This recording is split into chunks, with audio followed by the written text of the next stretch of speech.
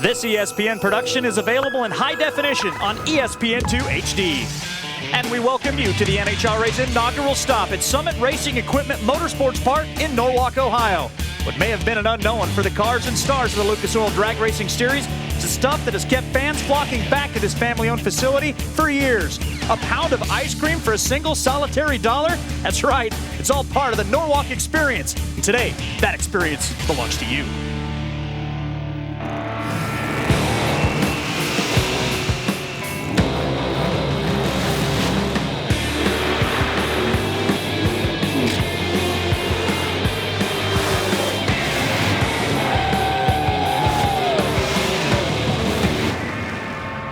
Summit Racing Equipment Motorsports Park opened in 1962, and just like we give credit to Raceway Park and the Knapp family for making that facility so great, well, a tip of the hat to the Baders for making the inaugural Summit Racing Equipment Nationals so special for all of us in the NHRA. A beautiful sun-drenched afternoon, and huge crowds greet you at home, as do we, Dave Reef and Bob Fryan.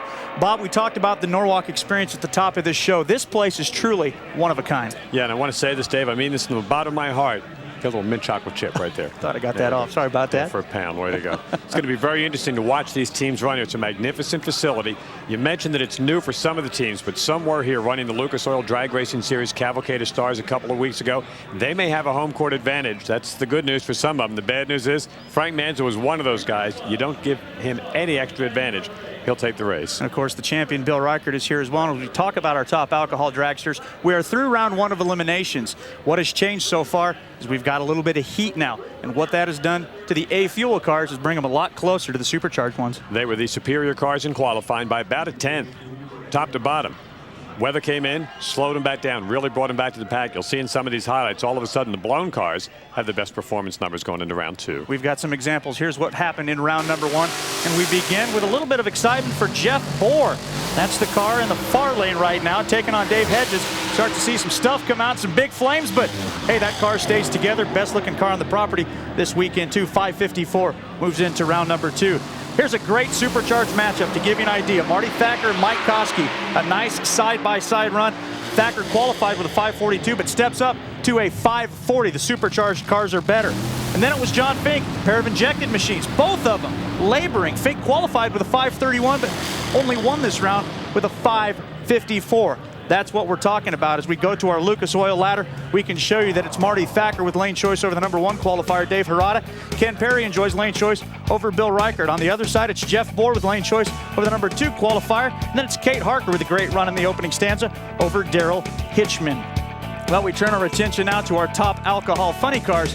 Wow, we've got some incredible, talented, powerful cars on this property. It really is interesting. Frank Manzo on a mission, coming off 3 consecutive races where he did not get to the money round, and that's like a slump for Frank. Everybody else in the field kind of closing the gap.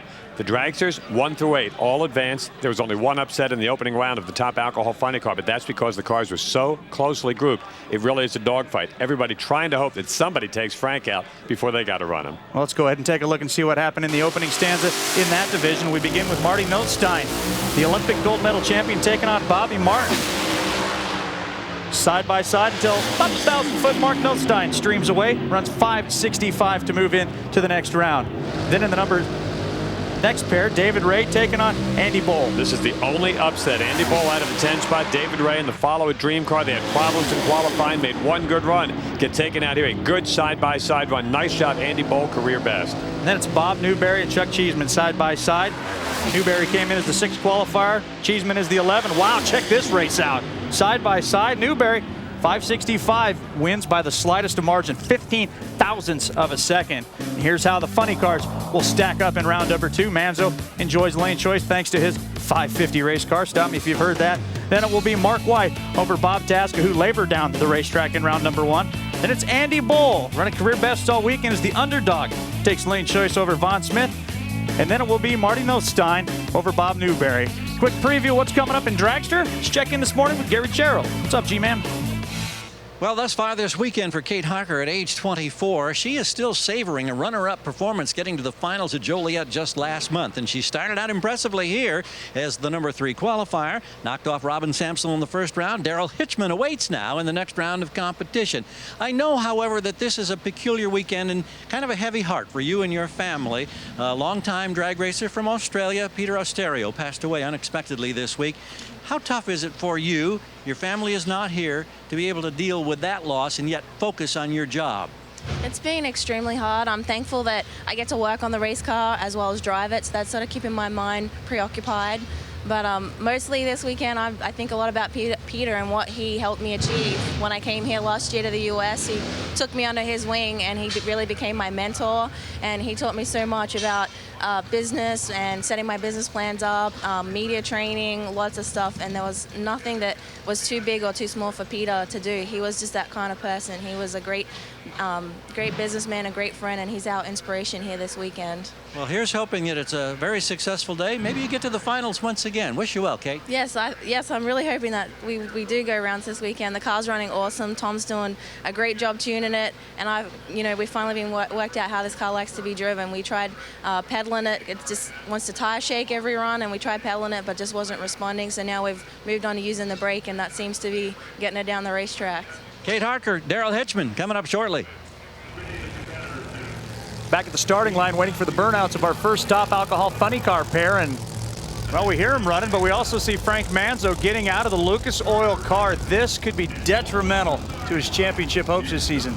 Wow, I cannot tell you the last time I saw Frank get pushed off the starting line and not make a run. Now, the RPMs you hear creeping up in the background. Mick Snyder will try to get a word with Ace eventually here, but Snyder's going to have a solo pass into the semifinals from the number 8 qualifying position. Will go unscathed. I'm thinking that's some throttle linkage problem. That's what it looked like he was trying to check right there, but not being a mechanic. But a gift here for Mick Snyder and a devastating blow for Frank Manzo on the Lucas Oil car. You can see right there. Right there, it's supposed to be something attached there. I should give you a technical name for it, but it's not attached, and that's not a good thing. Wow, look at this. Snyder was there for the taking, too. He's going to have some big-time problems getting that car back for the next round. 596, only 182 as that thing let go at about the 1,000-foot mark. Yep, well, he did get the win, and Frank Manzo on the Lucas Oil car sitting there. We mentioned earlier, 3 races in a row and not gotten past the second round. Cannot tell you the last time that I've seen Frank Manzo's car break on the starting line. But if you go to hit that throttle and there's nothing connected to the gas pedal, you're not going anywhere except getting pulled off behind the wall. Let's see if we can find out what happened to Mick Snyder. It's like pretty good on the launch. Do that tire shake period pretty well. It appears to be going down the racetrack there. You see it hopping around a little bit. That'll set the tires spinning, get the motor freewheel, and he dropped the cylinders over there on the left side and then had some big problems over there at the end of the racetrack. Burnout's complete for the upset specialist, Andy Bull. That's the car right there you see in the right lane. On the other side, it's Vaughn Smith as we check in with Gary. They pushed the car back. All that oil dry on top of a big puddle of oil. That's not a good sign for Mick Snyder. Good news, you do advance. How much work do you think you've got to do, Mick? Hopefully we can get a handle in time. I mean, when we change motors, it takes us a long time, and hopefully it's nothing too serious, but it looks pretty bad. Were you shocked when you saw Manzo being pushed away from the line? Yeah, I was a little surprised, but, hey, it's a good thing for the Torco Power Source car. I mean, it's kind of a cool thing. We got Power Source hauling us to the track, and we got Torco getting us down the track, and Skip got married this weekend, so we got to give a shout out to Skip, and the crew is doing a great job, and we're just going to try to go some more rounds, hopefully and get back together. All right, go put that thing together. Thanks a lot. And it's the first time they've ever beaten Frank Manzo, won it by default. They got a lot of work. I'll be really surprised if they make it back by the next round. They wounded that thing pretty good. Troubles off the starting line for Bull. His day is done. Vaughn Smith streaks down the quarter mile. 561, 253 mile an hour. Good run for Vaughn and the gang. Yeah, nice job right there for that Rick Jackson team. And give Andy Bull some credit. He came back, he qualified with the career best, ran a career best in that opening round, but got the little yips on the starting line, fouls out there on the right side. But he's made a nice recovery after coming back, being involved in a really nasty crash here at the Lucas Oil race about a month ago. Nice job for that team to recover. Frank Manzo on the sideline now. This is a wide open ball game, and that team right there, Vaughn Smith, can win this thing. We've been saying it for a long time. He's always one of the tough competitors here. You're going to sneak through and go the distance today. We'll find out in just a little bit. We're going to step away for just a quick moment as you watch Vaughn Smith cruise down the quarter mile here at the Summit Racing Equipment NHRA Nationals. We got more coming your way when we come back to Norwalk in just a moment.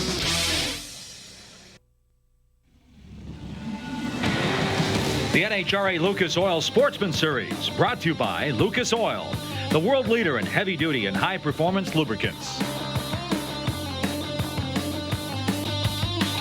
Jeff Borscher warmed things up just a little bit, but fortunately for the fans in the stands, there's a nice cool breeze here at Summit Racing Equipment Motorsports Park in this beautiful palatial estate where the fans have been treated to some exceptional weather.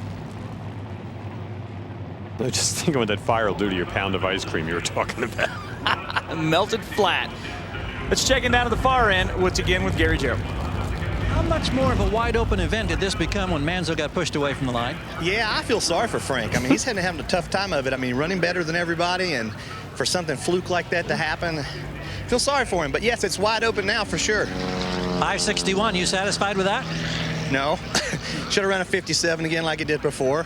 Set up the same, so we'll go back and try it again. But thanks, Rick Jackson, all the center point guys, because it's going good. Good, thanks. I didn't mean to snicker when he said he felt bad for Frank. I'm going, come on, Vaughn, you're killing me. It's all right. There's 7 other guys here in the quarterfinals that feel the same way. And the starting line burnout's complete. Getting ready to pull into the pre-stage beam. It's Bob Newberry in the left lane, who recently got his 50th national event win, going up against the Olympic gold medalist, Marty Nothstein. 4,000 separated them in their opening round wins. This is a dead even matchup right here. Key, who gets off the starting line first.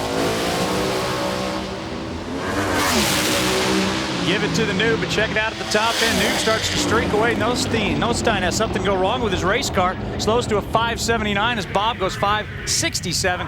253 miles an hour. And I'm sure Bob's going to feel sorry for Frank Manzo, too, when we talk to him.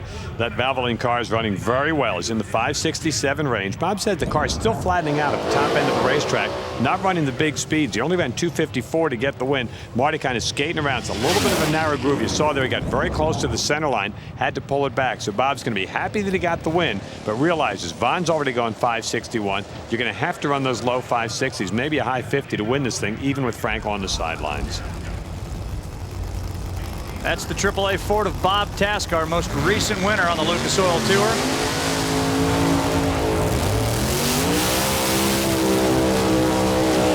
And that is Mark White, another pretty tough customer in that machine there. It's a very good race car, that Mark White team machine, as they get set to go for Eric Sindrich, Ken Sheets. We saw them last week dip into the 550s. The car's running very well. Bob Tasca coming off the win at Englishtown with a AAA and Motorcraft Ford, but they really got a gift in the opening round. They were all over the racetrack, ran in the low 6-second range. With the quality of drivers we have here this weekend, he's going to have to keep it in that narrow groove if he wants to run with this race car right here.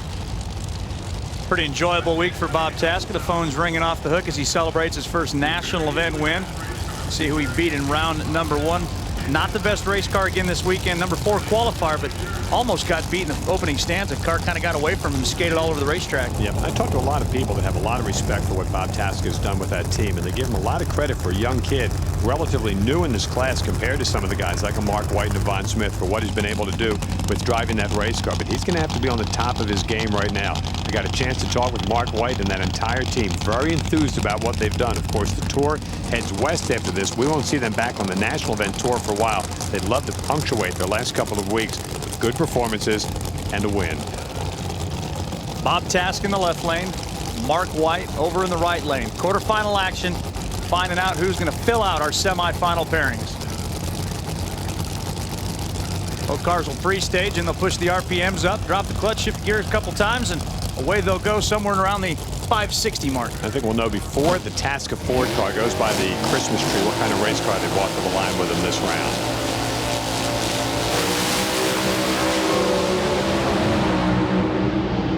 Looks pretty darn good. Let's check out the number 557. That's low for the round as Tasca goes screaming by at 259 mile an hour. That's an excellent run. Big speed, 259.76. He skated around just a little bit off the starting line. There was a slight advantage off the starting line for Mark White. And then watch the car over in that lane there. He is going to scoot around just a little bit in the low gear. Right there, you can see it make the move. Then he will straighten the car out. You're running 259, almost 260. They're making a whole pile of power with that race car.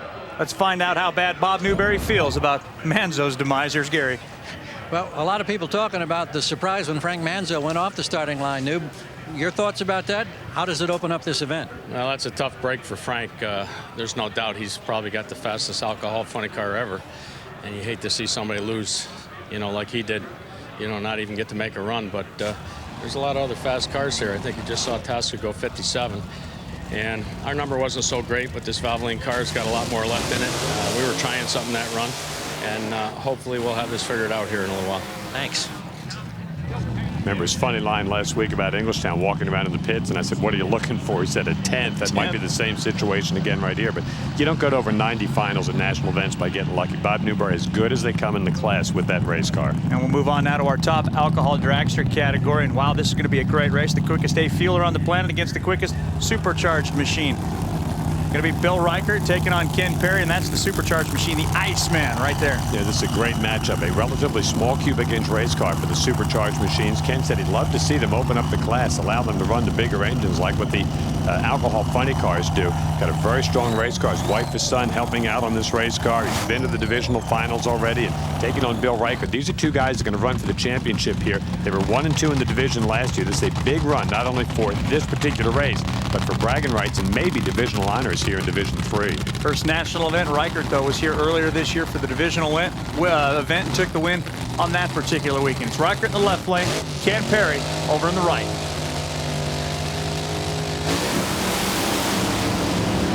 Ken Perry gave it away, didn't even give himself a chance as we check out the numbers on the Rizlone machine. 541, 268 mile an hour, and Bill Reichert might have been there for the taking. Was there for the taking. 533 the number for Perry, but in a losing effort as he turns on the red light as we head down to Gary. Tasca, how happy are you advancing? Man, we're real happy. Last night we had an oil line come off. I was sideways. I could see the size of the aggregate in the wall. But through the finish line last night, through the finish line today, I want to wish my sister a happy 30th birthday this weekend. But for AAA, PPG, Quick Lane, look at that Motorcraft hot rod there, man. This Mustang's flying. Woo! Yeah. Let me tell you, sister's going to be real happy you pointed out to the world that she turned 30. Way to go, Bob. Aggregate in the wall, too. That was pretty impressive. You mentioned that Bill Reichert might have been there for the taking. There's no doubt about that. A 533 by Ken Perry, a solid run, and 259 miles an hour. Bill, of course, continues to run the big speed with a Rizlone car and did it on the Rizlone side of the racetrack. But you're running a guy like that, you cannot afford to give it up, and Ken Perry's going to be kicking himself all the way back home after that run. Well, we got a quick commercial break. When we come back, go to the Summit Racing Equipment Motorsports Park and the Summit Racing Equipment Nationals. It'll be Dave Harada and Marty Thacker as the primetime matchups continue. Summit Racing Equipment Motorsports Park and the 4th of July weekend, at least the weekend before, go hand in hand. They've been doing it here for years. Now they've got a national event here, courtesy of the NHRA. In fact, our next Lucas Oil Drag Racing Series event will come your way from Seattle, just on the other side of the country. And you can catch all the action on Saturday, July the 28th at 12:30 a.m. Eastern. Yeah, you make a left out of the gate here. You go 1,500 miles. It's the first track you come to. You can't miss it. Big hill right behind the track. Interesting matchup right here. Your #1 qualifier, Dave Harada, the guys who actually pumped up. They've gotten the car running down into the 520s. We mentioned that weather early. It's not as good as it was on Friday for qualifying. Better than it was for the round #1 for the injected cars. We just saw Ken Perry run that 533. Marty Thacker, this Torco Fuels Rapid Transit car, is also a low 530 race car. We need a good matchup here, but you don't want to give it up. I mean, you got a great race car that can take out the top qualifier here, but you got to go green. Well, we've seen that the racetrack will hold some good numbers courtesy of the alcohol funny cars. What's the best number we're going to see in dragster? Might come right here courtesy of the #1 machine or Marty Thacker. It won't be Harada. Ooh, wow. Oh, wow. Big blown blower belt on that Torco Race Fuels machine, but Thacker has problems later down the quarter mile, and 619. Not going to win you many rounds, but it wins this particular one. That's why you give yourself a chance. Boy, if that had happened and he had fouled out, he'd have been just beside himself. His tires started spinning almost the moment that Dave hit the throttle right there, and that's the little nuance with these injected cars. That fine line between weak tire shake, overpowering tire shake, comes off the starting line, and I mean right away, and that's just a miss on the call right there by the team. But they had run very well in qualifying. It's one of the great families in drag racing, especially here in the Division 3 area. Now watch the blower belt. You're going to see it fly off. The cylinders went out, and no, I thought we'd see the blower belt right there. Laying right back there in the middle of the racetrack. Right there. There. Let's check in down to the far end again with the champ, Bill Rucker. Bill, you saw him go red, then you put a 41 on the book. Are you making progress? Yeah, we're gaining on it a little bit. The Bars Leagues car hasn't been running as well as we'd like to, so we're trying to step it up a little bit, and hopefully we can get this win for the next round for Rizlone. Okay, thanks. Thank you. More look at his run. Of course, every time you give the champion another shot at the racetrack, he's going to figure it out sooner or later. Now as Riker takes off the jacket and gets set to go back to the pits to put that thing back together for the next round, our next pair is actually going to be a single. It's going to be the number 2 qualifier, John Fink, over in the left lane. Jeff Bohr scheduled to be in the other side, but obviously had some problems, Bob. He was the guy that was flaming up that we saw just a little while ago. They came out, they did win Best Appearing Car. They had a nice run. They actually won the round and had lane choice coming back, but just did too much damage to that race car. Freebie here from Fink, and that's a gift. That's a nice looking run. That's who melted my ice cream. 533, 272 miles an hour. That's a great run for the conditions. Absolutely. Yep, on the bye run there, excellent run. They qualified in the low 30s, skied to a 550 in that opening round, but really tamed it down right there. Marty Thacker going to be able to put his piece back together. Let's find out with Gary.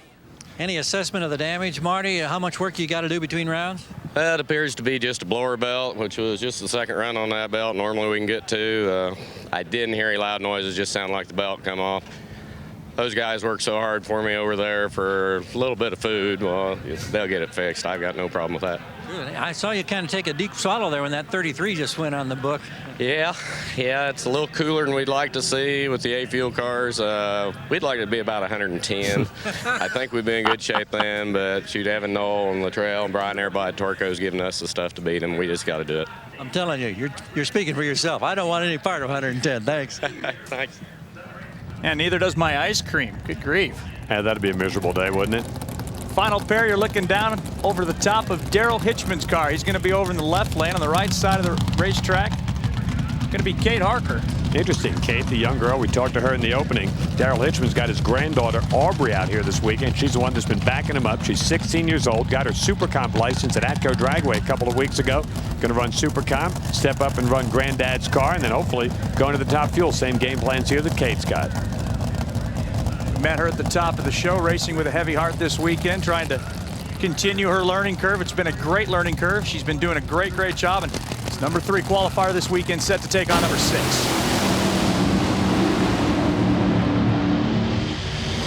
Locked side by side to the 1,000-foot mark, then Harker streaks away 5:28.6, almost low ET of the weekend. She misses that by 0.04 of a second, but bottom line, you got the win light and you're moving into semis. Yeah, John Fink's got to be really excited. He ran 5:33 and he doesn't even get lane choice. Very nice matchup off the starting line. Basically a push on the reaction time.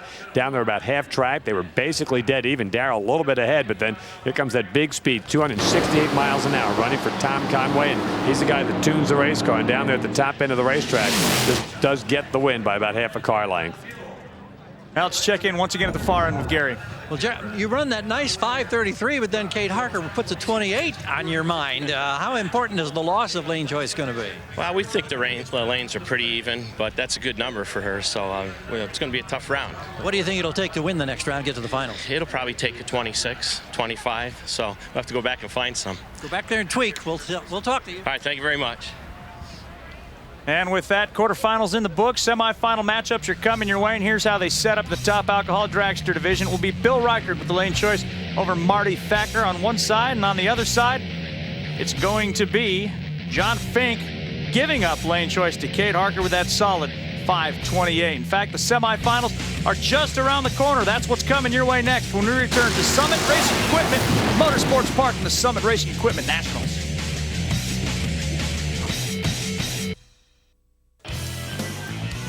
Back in the Buckeye State on a beautiful afternoon, nice cool temperatures and beautiful sunshine, which the fans certainly like. Not sure that the racers here at the Summit Racing Equipment Nationals like it so much, but everybody's adapting to it, including Bob Tasca, who looks like he's going to be on a solo run. You take a look at the Lucas Oil ladder. He was set to take on Mick Snyder. Mick, the damage just too severe. We look forward to the next matchup after this one with Vaughn Smith and Bob Newberry. But as we said, damage way too much. Yeah, it's tough for those sportsman teams to come in. They don't have 10 or 12 crew guys helping them out. Limited amount of resources still. A win over Frank Manzo, something to put on your resume. And now he's playing with house money here, Bob Tasca. Let's see how low he can go if indeed he makes a good full pull.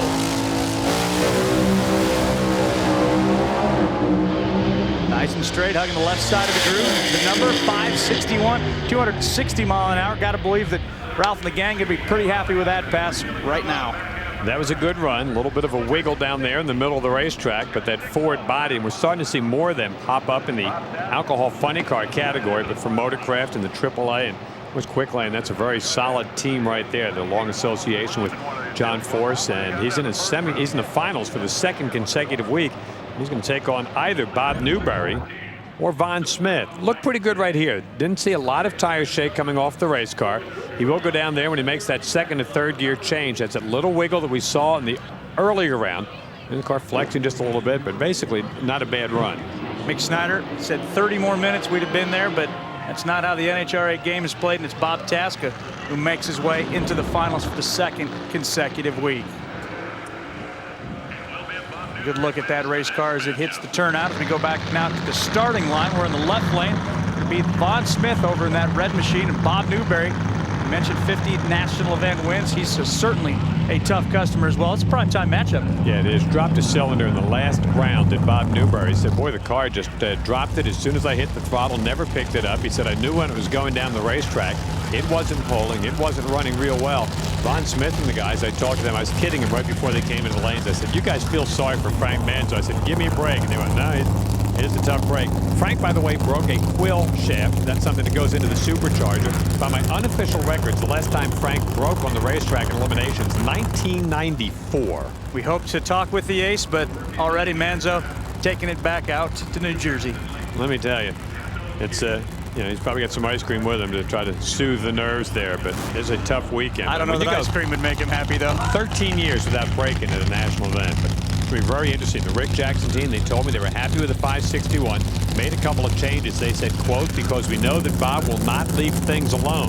Everybody ran that 67. You got to expect the Tasca time at 561 going to be equaled by these guys here in this round. If Bobby can figure out what was causing that cylinder to drop, could get back into the final round again. Von Smith and Rick Jackson have a solid race team. Remember the national championship wide open.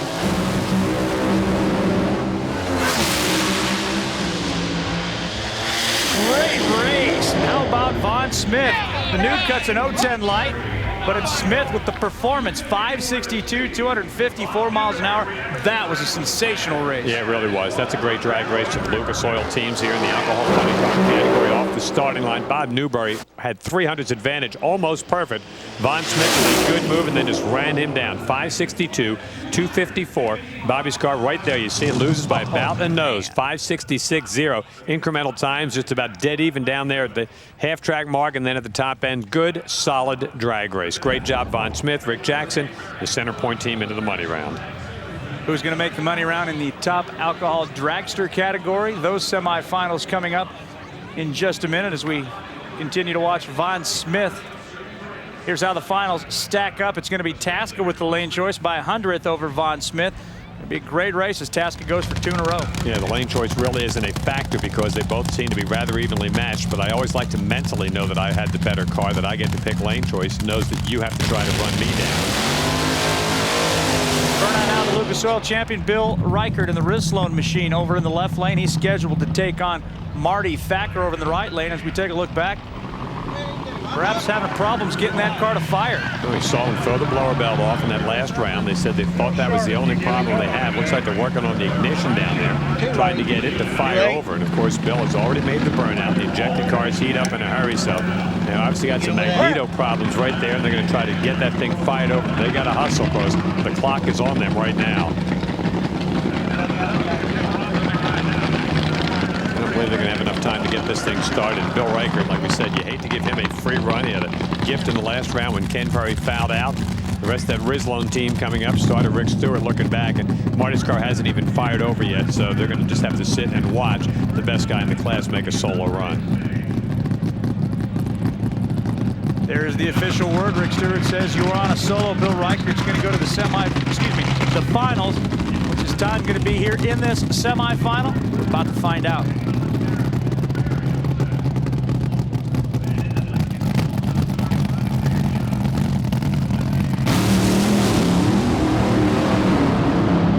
Reichert hasn't had the most dominant car all day long, but he's starting to become that way. 532, 272, those are the numbers expect out of that team. The team runs over the 270-mile-an-hour mark more than just about anybody else, in a tough break for Marty Thacker. His Torco team machine right there. That's a tough way to go. Of course, they'd have been hard-pressed to run it, but you'd at least like to get that chance. Funny car finalists hanging out down at the far end with G-Man. We start with Bob Tasca. Bob, you end up getting lane choice by 100th with 61. Big deal or not a big deal? No, I don't think it's a big deal at all. I think both lanes are pretty easy. I think pretty even. I think it's going to be a good old drag race in this final coming up. But we're excited for our sponsors, Motorcraft, AAA, PPG, Quick Lane. We got some Ralph Porio horsepower, hopefully for the finals. All right, and Von Smith, what do you think it's going to take to knock that guy off in your next face-up here? Good. I don't know, off the line very well as far as a whole shot if I can get it. And we've been running pretty close to everybody, so I'm really happy. Boggsy has got the thing tuned up. And Rick Jackson, the rest of the guys on the team, everybody's doing their job, so we'll see what happens. Congratulations, you're in the final. I appreciate that. Thank you much. Well, as we look forward to the finals, it gives us an opportunity to tell you about our next Lucas Oil Drag Racing Series event. It comes your way from Seattle, Washington in the great Northwest, and you can catch all the coverage, 1 hour's worth of all the top alcohol dragster, top alcohol funny car highlights. You can stand at 12:30 a.m. Eastern time on Saturday, July the 28th, ESPN2 or ESPN2 HD. And if you haven't got that yet, get it, because it's stunning.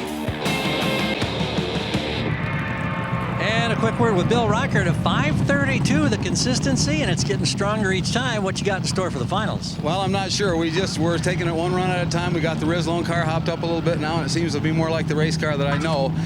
We'll see what we can do in the finals. It looks like those guys are running pretty good over there in the other lane, so we'll just have to see what we can give them in the final. Hopefully the Bars Leagues car will do the job. Thank you, Bill. Thank you. Who's he going to race? It's either going to be John Fink over in the left lane or Kate Harker in the right lane. And both these cars have been running great numbers, of 33 for Fink in the last round, of 28 for Harker. I had a chance to talk with John and his crew chief, Grant Stoms, about how they're approaching this race. They slowed down in the first session, said they were having some fuel issues. I think they got them sorted out right now, but they're also concerned about that young lady's ability to cut a light. She's been doing great. It's interesting you say that. I talked to Tom Conway, asked him the same thing. I said, how's the kid doing? He said she's doing very good. These are really tough cars to get a learning curve on. Very easy to make a mistake for the driver's point of view. And he said that she's been flawless here this weekend. John Fink may need to be letter perfect here as the fans are treated to a beautiful day of racing. Not letter perfect. Fink goes red, and moving on to the finals, that will be Kate Harker going to the final. 528, 269 miles an hour. Great run. Very solid performance for that team. 5.28. You're running over 222 miles an hour at half track. That's an excellent matchup. John Fink has just had some problems on the starting line the last couple of races. It's been his only Achilles heel. He's got a great race car, got the yips, and fouled out right there. Yeah, we knew she was going to be tough, and he said so as much. And there it is. There's your final. It's going to be Bill Reichert and Kate Harker, with Kate Harker got the lane choice, looking for her first national event win. Yeah, it'll be a rematch of the finals we saw in Chicago earlier this season. Well, hard to tell if fans are standing up to stretch their legs a bit, or if they're going to start digging through the pocket change and try to find a buck. Remember, a pound of ice cream for $1. That's just part of everything that goes on here at Summit Motorsports Park. Come on back. The finals are next.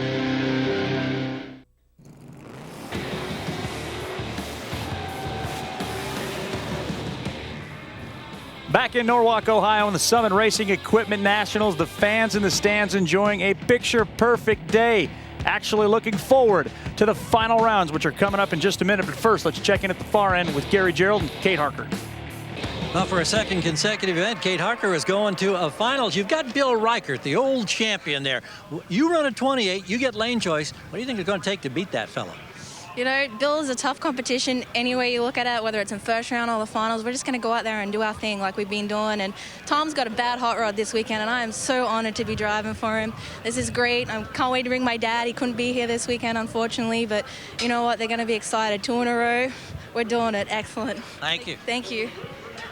Hey, I want to remind you later on today you can get more drag racing action as the O'Reilly Thunder Valley Nationals from Bristol, Tennessee come your way on ESPN2 and ESPN2 HD. It will be qualifying at 4 o'clock before Sunday morning kicks it off with NHRA Race Day presented by Lucas Oil at 11 a.m. and then 3 hours of finals beginning at 9:30 p.m. Eastern. Speaking of finals, it's time for the finals from Norwalk.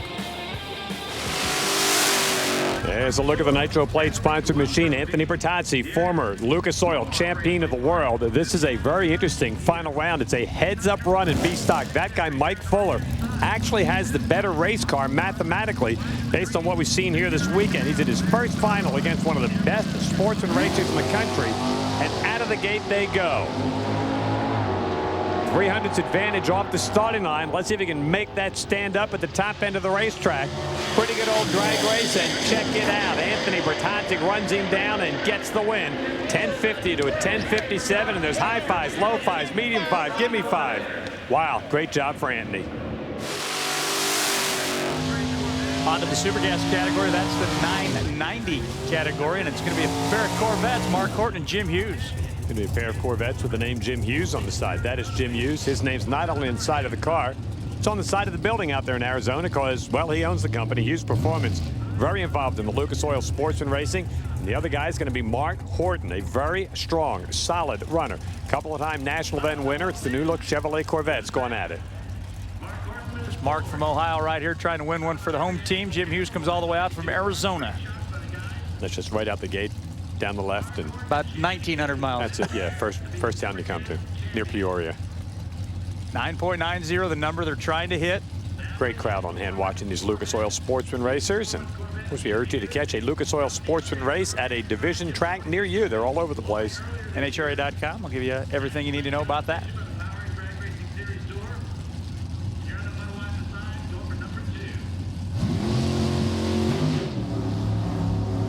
Pretty even out the gate. Yeah, that's not bad. That's a nice matchup. You'll see them looking over at each other. Nobody wants to go under that 990 dial. Oh, Hughes steps on it, dead on the number, 9.900. Mark Horton wins one for the home team, the Buckeye State. See the guys down there pointing to each other going, look at that, he ran an O. 9.900. Great job for Mark Horton to get the win. Anytime you beat the former Lucas Oil world champ, you're doing good. To do it with an O, or an egg, as they say, that's very cool. Moving on now to our super stock category. It's a GTJ automatic. They got a lot of wacky patterns in this class, but it's going to be Ricky Decker against Mike Walter. Mike, one of the very few guys that has won divisional championships in 2 different divisions. Won 3 of them here in the Division 3 area. Won them over in Division 1. Ricky Decker, the world's fastest lawn maintenance contracting kind of guy.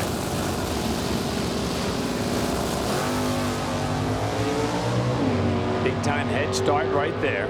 Big advantage. Now watch Ricky Decker close the gap on him, trying to push Mike Walter under their allowed dial in at the top end of the racetrack. And how about that? Mike Walter at 10.75. He gets the win, and another national event win for Mike. That'll be his 8th in 11 final round appearances. Now on to our Super Comp category. Got to thank Frank Hawley for the Super Comp ride I got to take in his Frank Hawley Drag Racing School dragster this weekend. Yeah, I heard you were scared to death. Pretty much, yeah. You're a weenie. Not a wuss. Not a wimp. Shane Carr, Dave Dolan getting after it right here. Remember, 8.90, the number these guys are trying to hit. Shane Carr, one of the guys that basically does this for a living now, races in a variety of classes, and used to be out of the Williamstown, New Jersey area, now down in Tennessee. And Dave Dolan running out of the Division 3 area. Game plan run is close to that 890 dial. A couple of thousandths between him at the starting line. Not much between him at the finish line either. That's a pretty good old drag race. And Shane Carr picks up his 4th national event win, and back on the starting line. Always nice. And the family, the in-laws, the wife, everybody going crazy back there. That's a pretty good old drag race, isn't it? Tell you, a couple of thousandths at the starting line can make all the difference in the world in this class. Of course, we watched Dave Dolan run a little bit quicker than that allotted 8.90 dial. And finally, competition eliminator. It's going to be Sal Biondo taking on David Eaton. Biondo going to be leaving really early here.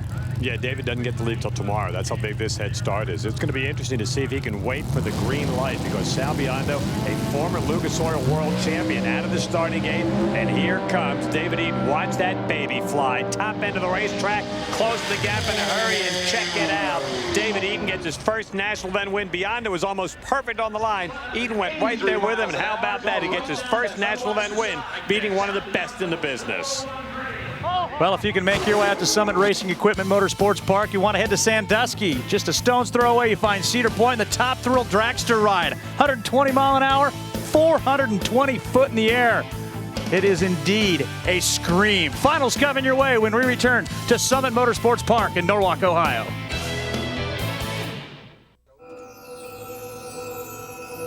This ESPN production is available in high definition on ESPN2 HD. And we welcome you back to Summit Racing Equipment Motorsports Park for the finals of Top Alcohol Funny Car, the AAA Ford Mustang belonging to Bob Tasca.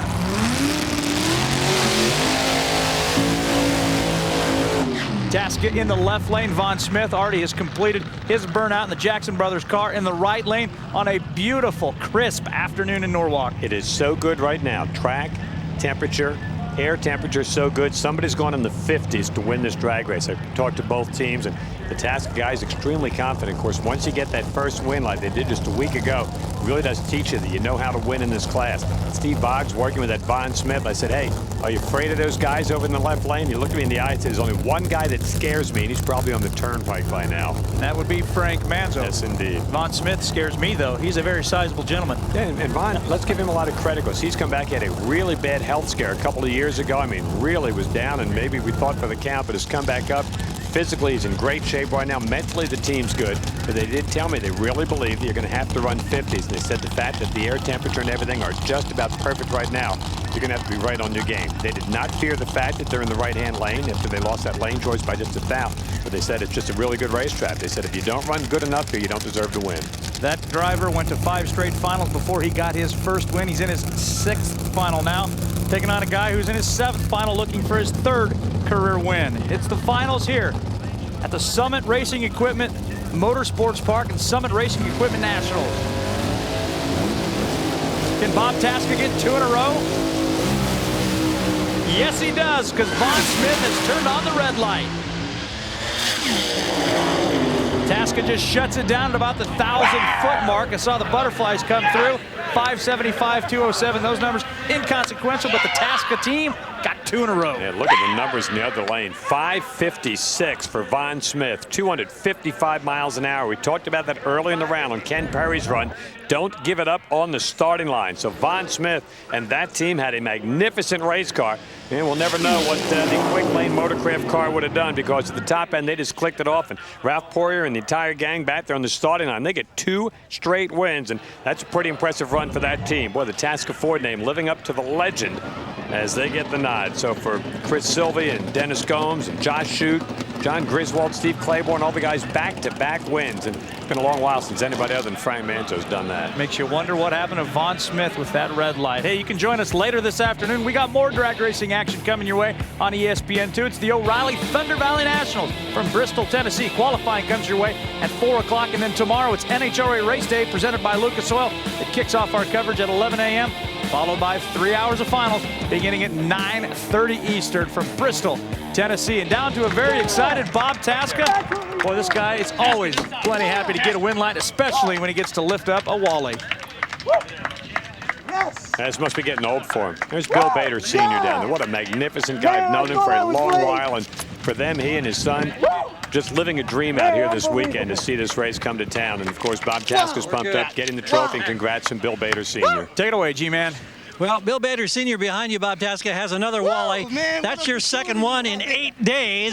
Yeah. Tell us about it. I thought I was late. I said, man, I'm going to have to walk home from Norwalk. But he left on me. He went red, must have. And the car went out there and mowed it through. I said, man, I saw the back of his car, shut it off. And then I saw the wind light. Woo!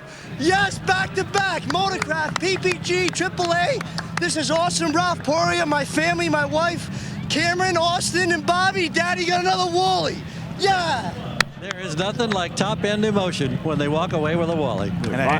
Von Smith, you talk about mixed emotions, ran his career best ET on that run and gave it up on the starting line. And now here is that rematch of the finals from Topeka a couple of national events ago. And it's going to be the guy with the #1 on the side of the car, Bill Reichert in the Rizlone machine, getting set to take on Kate Harker, a relative newcomer who just gets better and better and better.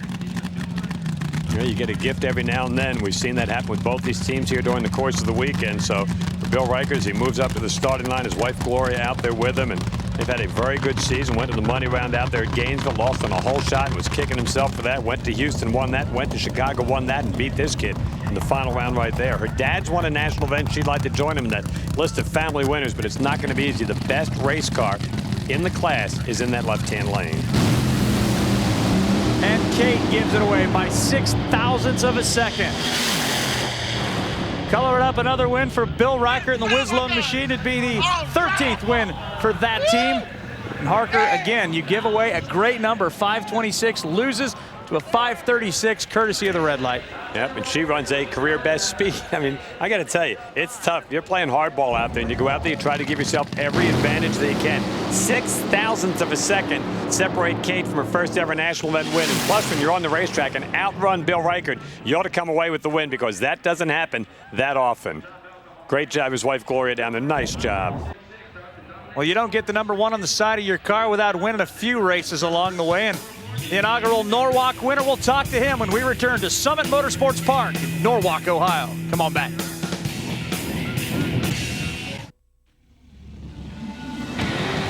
The NHRA Lucas Oil Sportsman Series, brought to you by Lucas Oil, the world leader in heavy-duty and high-performance lubricants.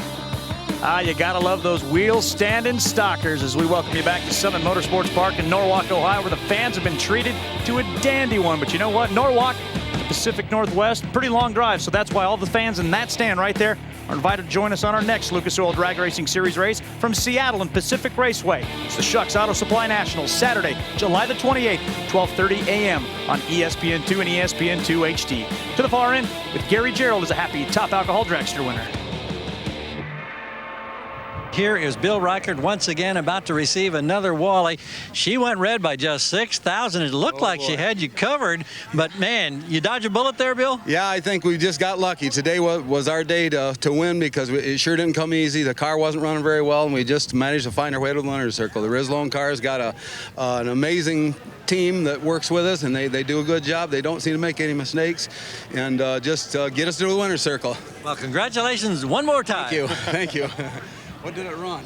It ran fast enough to take the win. Hey, as you want to take a look at the upcoming races on the 2007 Lucas Oil Drag Racing Series event, I can tell you the Division 3 is going to be pretty busy. 3 races in 4 weeks from Madison to Columbus, Ohio, and out to Cordova, Illinois. Then Division 7 the weekend afterward in Finion Raceway for the national event. You can catch a Lucas Oil Drag Racing Series event in Sonoma, California. Check out some wine while you're out there. For now, the fans are heading back into the pit area now to get those last-minute autographs, and of course check out the $1 ice cream. That's a whole pound of ice cream, and believe me, got about 10 pounds of that. Well, that is going to wrap it up for our Lucas Oil Drag Racing Series coverage today, but don't forget the Lucas Oil Drag Racing Series event from Seattle, Saturday, July the 28th at 12:30 a.m. Also later this afternoon, it's O'Reilly Thunder Valley Nationals qualifying from Bristol, Tennessee. For Bob Fry, Gary Gerald, and our entire ESPN2 crew, thanks for joining us today, and congratulating Bill Reichert for the 13th time this season and Bob Tasca on his 2nd win in a row. We'll see you when we go racing once again from Seattle.